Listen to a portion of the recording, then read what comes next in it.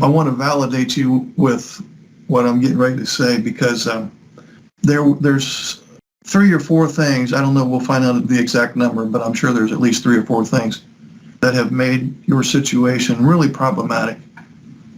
You might identify with some of this or perhaps all of it. And I'm not faulting him. This isn't a criticism of him. This is validation of you. If you're like most of the people I work with, when you first met him, you were to some degree his special interest. And you got nurturing, perhaps, although some ENT ladies goes, now, it was really not so great from the beginning, but that's the minority of cases. He kind of stepped up to the plate in the early going. And so you thought, and I am speaking in generalities here, that, hey, nice guy, maybe I'll spend my life with him. You didn't realize at the time, and maybe you're still not sure if he hasn't had an assessment, that he was, I don't like the term masking because that implies there's some deceit. What's really going on there is he wanted you to like him. But it certainly wasn't the thing you signed up for. So it's almost a moot point to toy around with different terms. He wanted you to like him. Obviously, you were important to him, or he wouldn't have cared. He would just been his regular old self. So that's kind of strike number 1, that you got into something and it looked like an apple and it turned out to be a banana. And the second thing is, with this developmental disorder, it's not like bipolar, for example, where there's medication that can get this person functioning just fine, or like maybe antisocial personality disorder, where in some cases, if not most cases, those symptoms lessen with age. This is a developmental disorder, which means that there's no medication for it, and sometimes it gets worse with age. That's another problem. And then the other problem is, due to his mind blindness, emotions blindness, executive function deficits, and anxiety, it's hard for him to see his role in the dysfunction, and it's even harder for him to know what he's supposed to be doing differently.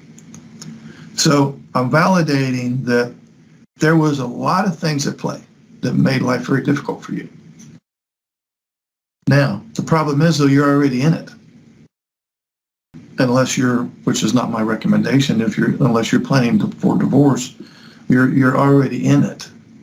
And so for your benefit, not so much his, although he might benefit as a nice side effect, we have to think in terms of what you can do to be taking care of you, given those cards that you have been dealt. And it's a hell of a dilemma.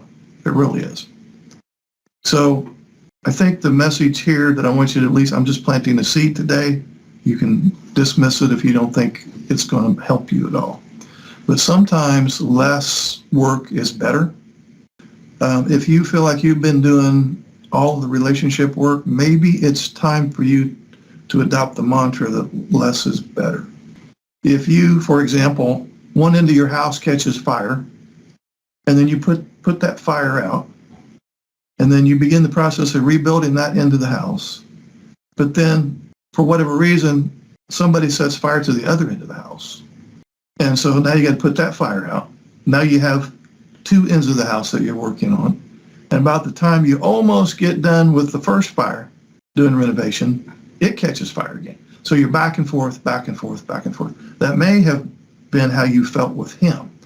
It's like, I think that I get 4 steps forward with him, only to have my hopes dashed and go 5 steps back. And then I almost have to start all over again.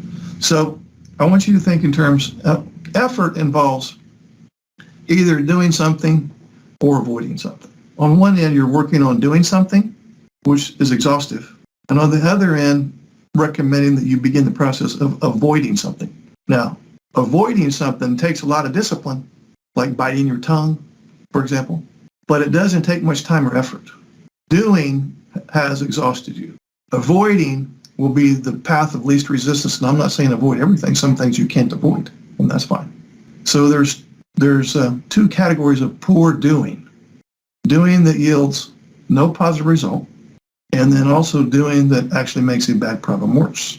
You've experienced that. So with this idea in mind, you're trying to avoid the negatives, in other words, burning one end of the house, rather than exert some course of action.